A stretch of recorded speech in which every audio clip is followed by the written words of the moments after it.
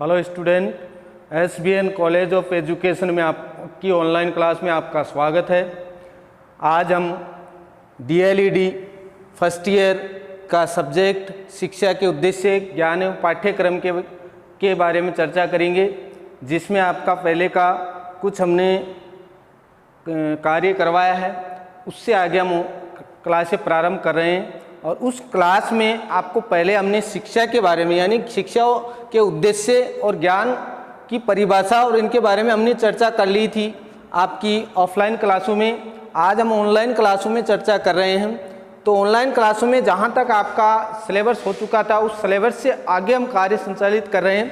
तो उसमें आपके शिक्षा के जो उद्देश्य थे, उसमें जो शिक्षा हमारे पाश्चात्य संस्कृति की जो शिक्षाएँ थी, पहले वैदिक काल की जो शिक्षाएँ थी, वैदिक काल के बाद की जो शिक्षाएं आई, फिर ईस्ट इंडिया कंपनी आई, तो ईस्ट इंडिया कंपनी तक का हमने अध्ययन कर लिया था। ठीक है, तो 1813 के आज्ञा पत्र में जो हमने कुछ बातें पढ़ी थी, उन बातों को हम दोबारा दोहरा रहे हैं, जिससे कि आप सुचारू रूप से आपकी कक्षा संचालित हो सके।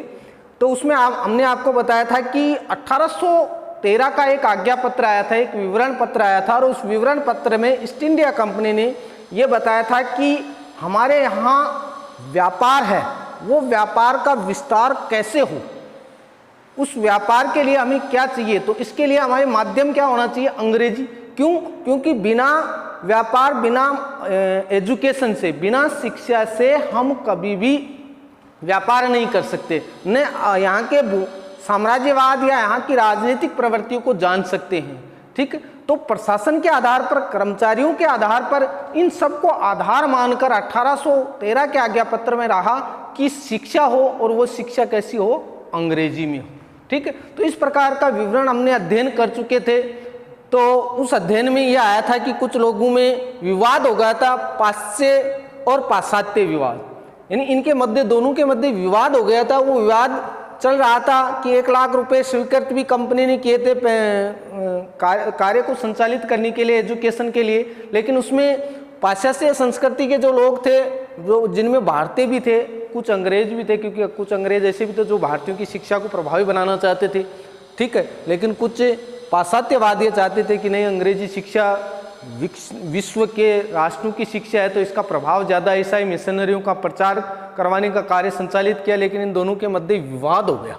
और जब ये विवाद हो गया, तब एक लॉर्ड मैकाले का विवरण पत्र आया, क्योंकि उस समय गवर्नर जनरल था बेंटिक।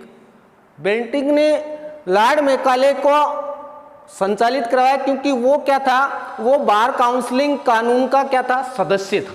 और उससे जब सलाह ली गई, क्यों? क्योंकि लॉर्ड मैकाले का विवरण पत्र जब 1835 में आया, तो उसमें क्या था? उसमें पाश्चात्य और पाश्चात्य विवाद का क्या करना था? अंत करना था। इसके लिए क्यों? क्योंकि वो राजनीतिज्ञ था, शिक्षा शास्त्री था, अंग्रेजी का प्रखंड विद्वान था और एक कानूनी सलाहकार था।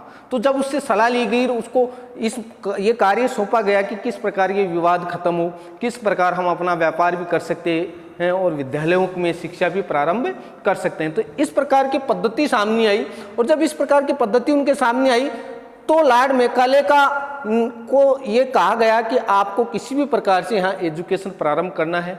तो लॉर्ड मैकाले ने 2 फरवरी 1835 को अपना विवरण पत्र प्रस्तुत किया। और इससे पहले हम लॉर्ड मैकाले के विवरण पत्र और उनके बारे में थोड़ी बहुत जानकारी प्राप्त करते हैं। लॉर्ड मैकाले शिक्षा शास्त्री था, बहुत बड़ा राजनीतिज्ञ था, कूट राजनीतिज्ञ था, अंग्रेज साहित्य का प्रकांड विद्वान था। 10 जून 1834 को गवर्नर जनरल की काउंसिलिंग के कानूनी सदस्य के रूप में इसने कार्य करना क्या किया था? प्रारंभ किया था। गवर्नर जनरल विलियम बेंटिक ने अपनी योग्यताओं से प्रभावित होकर, उसकी योग्यताओं से, उसकी किसकी?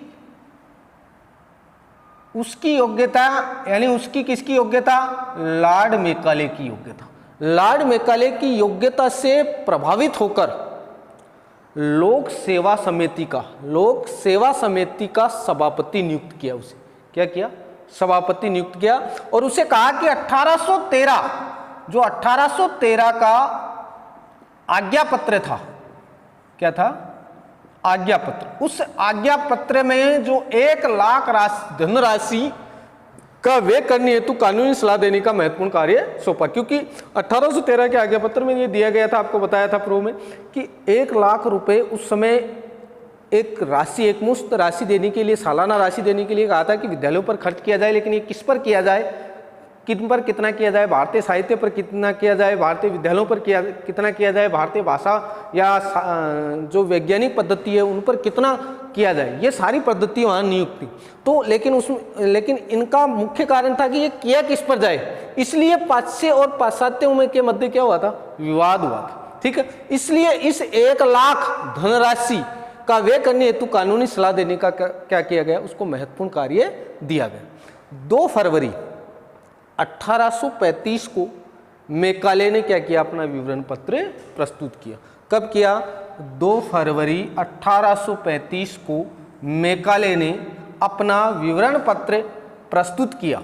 और विवरण पत्र प्रस्तुत किया, उस विवरण पत्र प्रस्तुत में क्या था कि 1813 के आज्ञा पत्र के संदर्भ में 43वीं धारा की विवेचना प्रस्तुत की। यानी 1813 की जो आर्टिकल था, जो विचार धारा थी 43वीं 43, उसमें ये विवरण दिया गया था। और उसी विवरण को आगे संचालित करने के लिए कि किस प्रकार एजुकेशन प्रारंभ हो, किस प्रकार संचालित कार्य हो, तो इस कार्य को आगे संचालित करने के लिए उसने 1813 के आज्ञा पत्र के संदर्भ में 43वीं धारा की क्या की, विवेचना यानी व्याख्या दी कि ये पैसे कैसे खर्च किए जाए। ठीक है, 1 लाख रुपए जो थे वो कैसे खर्च किए जाए, स्कूली शिक्षा का माध्यम क्या हो, प्रारंभिक शिक्षा क्या हो, उच्च माध्यमिक शिक्षा का स्थिति कैसी हो, किस प्रकार शिक्षण कार्य दिया जाए लोगों को। ठीक है, भारतीय साहित्य क्या हो, विज्ञान तकनीकी क्या हो, जनसंचार सुविधाएं कैसी हो। ठीक है, इन शिक्षा के बारे में अपनी राय और अपना विवरण प्रस्तुत किया। जिसमें क्या रखा गया, इसका सबसे पहली बात रखी गई, ईस्ट इंडिया कंपनी शिक्षा के लिए 1 लाख रुपए सालाना व्यय करेगी।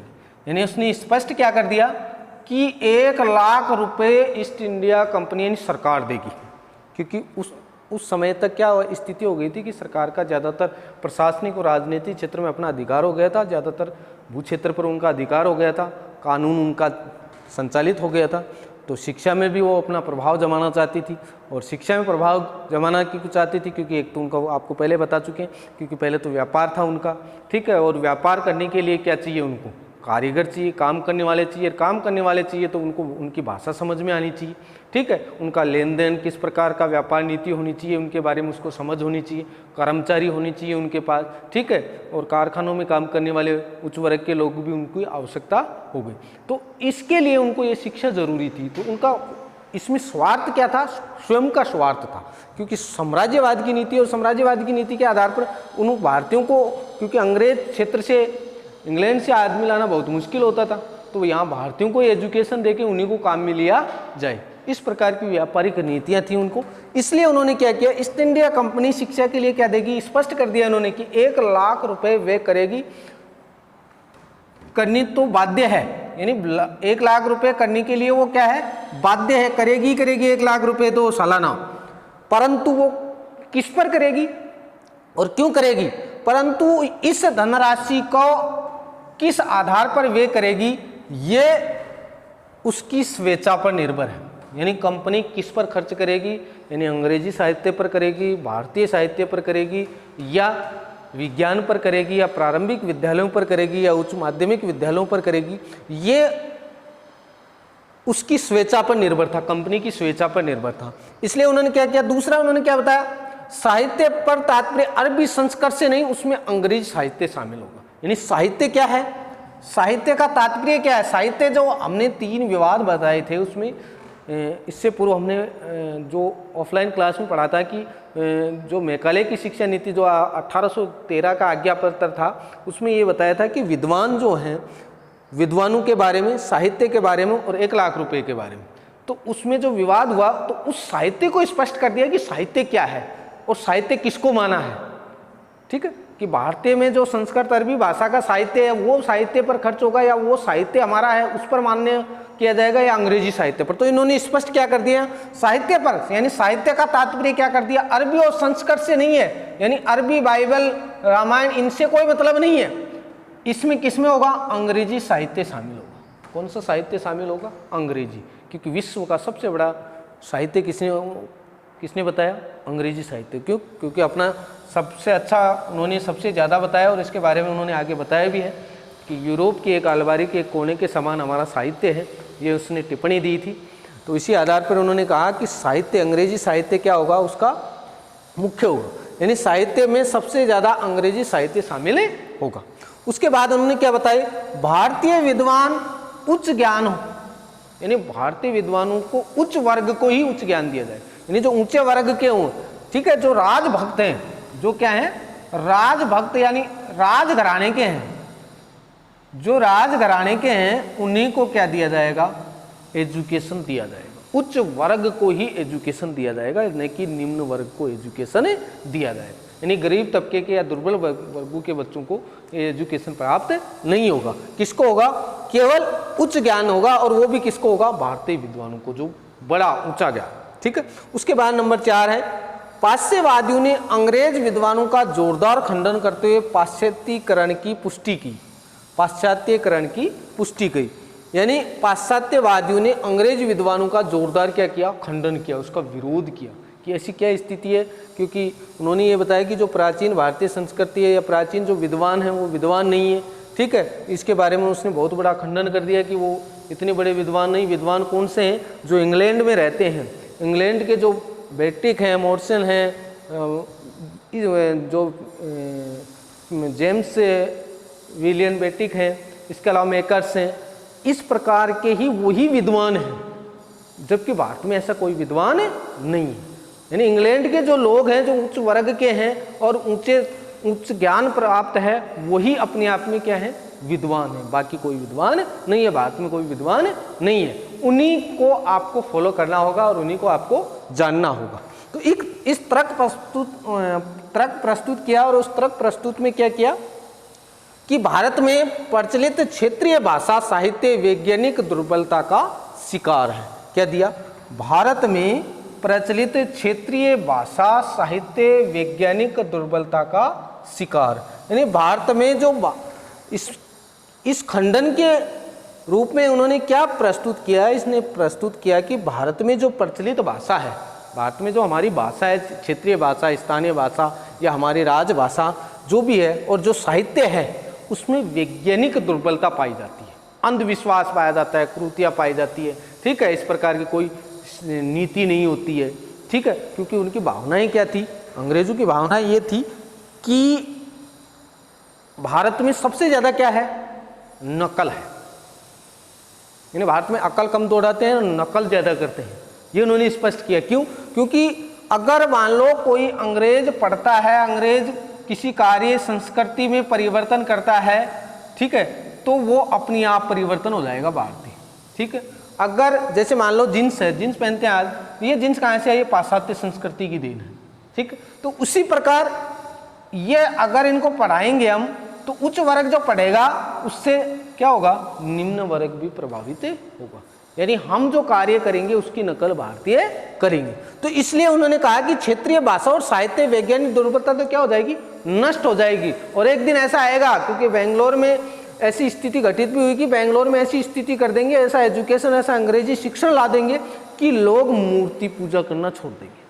लोग क्या कर देंगे? मूर्ति पूजन कार्य छोड़ देंगे। इतनी बड़ी उनकी कार्य संचालितता थी। तो इस भारत में प्रचलित क्षेत्रीय भाषा और साहित्य में वैज्ञानिक दुर्बलता का क्या है? शिकार है। ये तर्क दिया, किसने दिया? पाश्चात्यवादी यानी अंग्रेजों ने ये तर्क दिया। लॉर्ड मैकाले ने ये तर्क दिया कि भारत में जो क्षेत्रीय भाषा है, जो साहित्य है, उसमें वैज्ञानिक दुर्बलता क्या पाई जाती है? वैज्ञानिक दुर्बलता की कमी है, इसका शिकार है, इसलिए कभी इसका उत्थान नहीं होगा।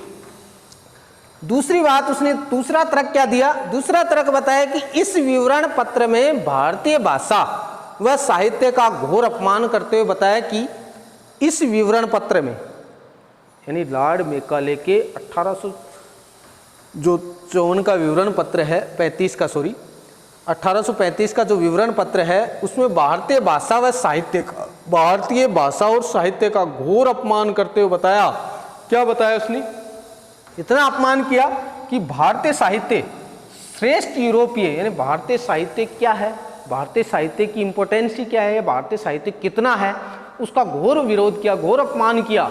और वो क्या किया, उसने बताया कि भारतीय साहित्य श्रेष्ठ यूरोपियन पुस्तकालय की एकमात्र अलमारी भारतीय भाषा तथा संपूर्ण साहित्य से अधिक मूल्यवान है। यानी उन्होंने बताया कि श्रेष्ठ यूरोपियन का मतलब जो यूरोपियन देश है, इंग्लैंड है, उस इंग्लैंड की पुस्तकालय, जो वहाँ की लाइब्रेरी है, उस लाइब्रेरी की एक अलमारी है, एक अलमारी, उस एक अलमारी में भारतीय भाषा, यानी अगर वर्तमान में देखें तो हमारे यहाँ 22 राज्य भाषाएं हैं, ठीक है, और कई क्षेत्रीय भाषाएं हैं, 582 क्षेत्रीय भाषाएं हैं, कई बोलियां बोली जाती हैं, ठीक है। उनका संगठित, उनका ग्रंथ, उनका इतिहास कितना का है, भारतीय भाषा तथा संपूर्ण साहित्य, और जो हमारे साहित्य हैं वो साहित्य कितने के, उनसे अधिक मूल्यवान क्या है, उससे अधिक मूल्यवान क्या है, अंग्रेजी साहित्य। ये उन्होंने किया, यानी यूं मान लो कि उन्होंने ये स्पष्ट कर दिया कि हमारा जो साहित्य, अंग्रेजी साहित्य है, वो श्रेष्ठ साहित्य है, इसके सामने भारतीय साहित्य कुछ भी नहीं है, क्योंकि भारतीय साहित्य तो इतना सही है कि एक अलमारी की एक कोने में समायोजित हो सकता है। ये उन्होंने स्पष्ट किया। तीसरी बात उन्होंने क्या बताई कि अंग्रेजी भाषा की महत्वता, अंग्रेजी भाषा की महत्वता में लॉर्ड मैकाले ने बताया कि पाश्चात्य भाषा सर्वोपरि है। क्या बताया उसने, अंग्रेजी भाषा की महत्वता में लॉर्ड मैकाले ने बताया कि पाश्चात्य भाषा सर्वोपरि है, यानी पाश्चात्य जो भाषा है वो क्या है, सर्वोपरि है। इंपॉर्टेंट कौन सी है, पाश्चात्य भाषा है, सबसे ज्यादा इंपॉर्टेंट कौन सी है, पाश्चात्य, यानी अंग्रेजी भाषा है। पाश्चात्य भाषा क्या है, सर्वोपरि, यानी अंग्रेजी से बढ़कर कोई नहीं। क्यों, क्योंकि ज्यादातर विश्व के ज्यादातर राष्ट्रों में कौन सी भाषा बोली जाती है, आज वर्तमान में भी देखें तो कौन सी भाषा बोली जाती है, अंग्रेजी बोली जाती है। और पहले भी कौन सी भाषा बोली जाती थी, अंग्रेजी, क्योंकि यूरोपीय राष्ट्र ज़्यादातर भाषा कौन सी थी, अंग्रेजी भाषा थी। तो इस बात से स्पष्ट होता है कि उन्होंने अपनी भाषा को क्या बताया, सर्वश्रेष्ठ भाषा बताया, क्योंकि ये प्रशासनिक भाषा है। ये कौन सी भाषा है, प्रशासनिक भाषा है, और प्रशासनिक भाषा है इसका मतलब है कि ये सर्वोपरि भाषा है, और ये पूरे विश्व में समायोजित करना चाहते थे, क्योंकि पूरे विश्व में ये भाषा बोली जाती है और लिखी जाती है प्रशासनिक आधार पर। क्योंकि कोई भी इंग्लैंड से आज्ञा पत्र आता तो वो अंग्रेजी में आता था, ठीक है, भारतीयों को इसका नॉलेज नहीं था, ठीक है, तभी तो अंग्रेजी भाषा प्रारंभ की गई भारत में, क्योंकि भारतीयों को ये बात नॉलेज नहीं थी, क्योंकि वो व्यापार करते थे या किसी कार्य को संचालित करते थे या उनकी संस्कृति के बारे में समझना चाहते थे। तो इसके लिए क्या जरूरी थी, अंग्रेजी भाषा जरूरी थी, और तभी अंग्रेजी एजुकेशन प्रारंभ किया गया, क्योंकि अंग्रेज भी ये चाहते थे कि अगर भारतीयों को पढ़ाएंगे हम तो भारतीय इस अंग्रेजी भाषा को समझेंगे, अंग्रेजी भाषा को समझेंगे, हमारे साहित्य पढ़ेंगे, हमारे साहित्य पढ़ेंगे तो, और साहित्य पढ़ेंगे तो हमारे संस्कृति के बारे में जानेंगे, और हमारी संस्कृति के बारे में जानेंगे, धीरे धीरे वो पढ़ना शुरू कर देंगे हमारी संस्कृति, तो अपनी संस्कृति को धीरे धीरे भूल जाएंगे, ठीक है, और हम जैसा चाहेंगे वैसे उनकी स्थिति बन जाएगी। ये इसलिए उन्होंने कहा कि क्योंकि हर चीज़ का नशा ऐसा होता है कि आप कोई भी ग्रंथ पढ़ोगे, चाहे अंग्रेजी पढ़ना शुरू कर दोगे, धीरे धीरे उसी के रह के हो जाओगे, धीरे धीरे ऐसी स्थिति आ जाएगी आप और कुछ पढ़ना बंद कर दोगे, ये सारा कार्य संचालित होता लग जाएगा। तभी तो उन्होंने कहा था कि भारतीय क्या करेंगे, एक दूसरे की नकल करेंगे, यानी अंग्रेजों की नकल करेंगे, इसलिए उनको एजुकेशन दिया जाए जिससे केवल अंग्रेजी साहित्य ही पढ़े, और अंग्रेजी साहित्य पढ़ेगी तो उनका मन क्या हो जाएगा, अंग्रेजी मन, यानी अंग्रेज की नीति के अकॉर्डिंग वो कार्य संचालित करेंगे। तो उन्होंने अपनी भाषा को क्या बताया, सर्वोपरि बताया, ठीक है। उसके बाद मैकाले के पाश्चात्यवादी दृष्टिकोण में अंग्रेजी का महत्व है, यानी मैकाले की जो पाश्चात्यवादी दृष्टिकोण था उसमें अंग्रेजी का क्या महत्व है, यानी अंग्रेजी के बारे में उसकी क्या महत्वता रही मैकाले की, और मैकाले की महत्वता क्या थी। फर्स्ट महत्वता थी कि अंग्रेजी समस्त विश्व में की शासकों की भाषा है। उन्होंने बताया कि पूरे विश्व के जितने भी राष्ट्र हैं या जितने भी राष्ट्र हैं उन राष्ट्र की भाषा क्या है, अंग्रेजी है। तो इसलिए अंग्रेजी इंपॉर्टेंट है। अंग्रेजी क्यों इंपॉर्टेंट है, क्योंकि विश्व के जितने भी शासक हैं, जितने भी राष्ट्र हैं विश्व में, उन राष्ट्रों की भाषा भी क्या है, अंग्रेजी, और अंग्रेजी है इसलिए वो क्या है, सर्वोपरि है। ये उन्होंने महत्वता स्पष्ट कर दी। क्योंकि वह ओरिजिनलिटी है, क्योंकि जहाँ व्यापार ज़्यादातर देशों में ईस्ट इंडिया कंपनी व्यापार करती थी, ज़्यादातर देशों में अंग्रेजी भाषा संचालित थी, और शासकीय भाषा भी हो गई और अपनी राजकीय उनकी राजकीय भाषा भी होगी। तो ऐसी स्थिति के कारण उसकी महत्वता क्या होती गई, बढ़ती गई। दूसरी बात आई, अंग्रेजी पढ़ने के लिए भारतीय लोग आतुर हैं, यानी अंग्रेजी इतिहास पढ़ने के लिए भारतीय लोग क्या है, आतुर। क्यों? क्योंकि अंग्रेजों के बारे में समझना जरूरी है, और अंग्रेजों के बारे में समझना जरूरी है, इसका मतलब अंग्रेजी भाषा पढ़ना जरूरी है। क्योंकि किसी भी व्यक्ति को किसी के बारे में जानना है तो उसकी संस्कृति को पढ़ना जरूरी है, और संस्कृति को पढ़ने के लिए उसकी भाषा जानना जरूरी है, और भाषा जानने के लिए उसी का माध्यम अपनाना जरूरी है, यानी उसका साहित्य पढ़ना जरूरी है। जब तक हम वहाँ का साहित्य नहीं पढ़ेंगे, उनके बारे में, उनकी स्मृतियों के बारे में जानकारी प्राप्त नहीं करेंगे, जो वहाँ के दार्शनिक थे, जो अंग्रेजी विद्वान थे, उन विद्वानों के बारे में हम ज्ञान प्राप्त नहीं करेंगे, उनके साहित्य के बारे में नहीं पढ़ेंगे, तो उनकी संस्कृति का हमें ज्ञान प्राप्त नहीं होगा। ठीक है, तो उसकी महत्वता क्या थी, वो क्या कहते थे, मैकाले कहते थे कि अंग्रेजी पढ़ने के लिए हम ही आतुर नहीं, हम तो पढ़ ही रहे हैं, बाकी भारतीय लोग भी आतुर पढ़ने के लिए कि हमें अंग्रेजी पढ़ाई जाए। ठीक है, प्राथमिक स्तर से हमारी अंग्रेजी प्रारंभ की जाए। तो उनकी महत्वता थी कि अंग्रेजी भाषा पढ़ने के लिए भारतीय लोग क्या होने चाहिए, आतुर होने चाहिए। उसके बाद तीसरी उन्होंने बताई कि अंग्रेजी संस्कृति विश्व के राष्ट्रों के जंगलियों को सभ्य बना देती है।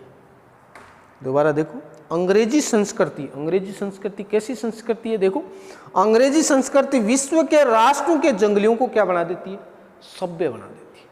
यानी जो आदिवासी लोग हैं ना, अगर हम बात करें, ये तो विश्व की बात है, अगर हम भारत की बात करें तो भारत में जो आदिवासी लोग हैं, आदिवासी लोग हैं, जो कुछ नहीं जानते, अपनी भाषा से भी कोई महत्व नहीं है उनको, अगर वो भी अंग्रेजी पढ़ने लग जाए तो क्या बन जाए, सभ्य आदमी बन जाए, सभ्य नागरिक बन जाए। तो इसलिए अंग्रेजी भाषा क्या हो गई, सभ्य भाषा हो गई, बाकी भाषा क्या हो गई, अछूत भाषाएं हो गई।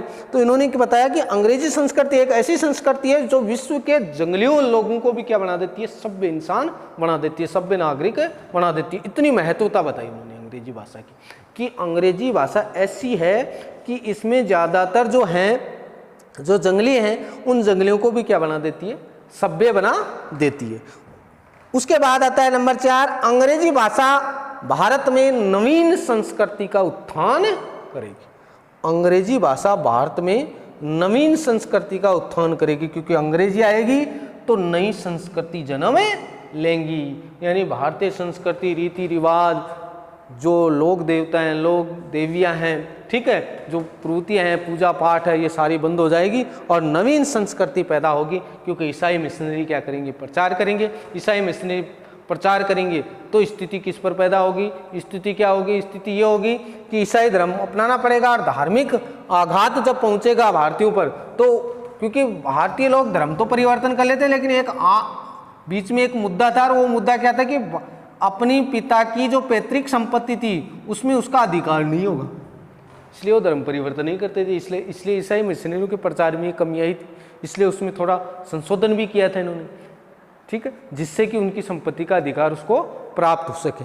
ठीक है, तो अंग्रेजों की भाषा भारत में नवीन संस्कृति का क्या करेगी, उत्थान करेगी। इस प्रकार के तर्क पाश्चात्य संस्कृति यानी अंग्रेजी के महत्व को बढ़ाने के मैकाले ने स्पष्ट किया था। और लास्ट में मैकाले ने ये भी कहा था कि अंग्रेजी शिक्षा है, वो अंग्रेजी शिक्षा भारतीयों में ऐसी कूट कूट के भर दो, अंग्रेजी शिक्षा भारतीयों में ऐसी कूट कूट के भर दो कि इसमें किसी प्रकार की, यानी इन्होंने स्पष्ट कर दिया था कि भारतीय लोग कैसे होंगे, भारतीय लोग कैसे होंगे।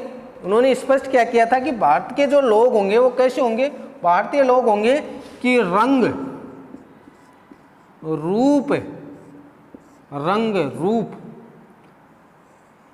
ठीक है, और या यूं कहे कि तन और रक्त से तो क्या हो, भारतीय हो। यानी उसका जो तन है, उसके शरीर में जो रक्त है वो तो क्या हो, भारतीय हो, क्योंकि लाल रहे रक्त तो लाल ही रहेगा, वो तो चाहे क्या हो, भारतीय हो। उनका रूप भी चाहे भारतीय हो, रंग भी उसका चाहे काला हो, लेकिन उसका मन, विचार और संस्कृति कैसी हो, अंग्रेजी हो, भारतीय नहीं, कैसी हो, अंग्रेजी हो, ये इन्होंने स्पष्ट किया था कि इनकी संस्कृति कैसी हो, अंग्रेजी हो, क्योंकि मन, विचार और संस्कृति कैसी हो, अंग्रेजी। यानी मन से क्या हो, तन से तो चाहे वो भारतीय हो, लेकिन मन से क्या हो, अंग्रेज हो, जिससे हमारी नीति का अनुसरण करें और उसको उसी प्रकार की शिक्षा दी जाए, उसी प्रकार का कार्य संचालित करवाया जाए, जिससे हमारी व्यापार और साम्राज्यवादी स्वार्थ भी क्या हो जाए, पूर्ण हो जाए। इस प्रकार का आज्ञा पत्र किसने दिया, मैकाले ने दिया। और मैकाले ने कब दिया, 10 जून 1834 में इसने बार काउंसिलिंग का सलाहकार बनाया और 2 फरवरी 1835 में ये अपना विवरण प्रस्तुत किया, जिसमें अंग्रेजी भाषा और जो पाश्चात्य विवाद था, पाश्चात्य और पाश्चात्य जो विवाद था उसको कम किया, और उसको कम करने के बाद 1813 के आज्ञा पत्र का विवरण प्रस्तुत किया और उसकी 43वीं धारा की व्याख्या की। और व्याख्या करके उसने क्या किया कि जो भारतीय विद्वान है, भारतीय जो साहित्य है, जो 1 लाख रुपए है वो किस प्रकार हमें खर्च करने, किसको देने, कैसे खर्च करने, इसके बारे में उन्होंने अपनी महत्वता बताई। ठीक है, तो आपको समझ में आया होगा। हमारे चैनल को लाइक और सब्सक्राइब कीजिए।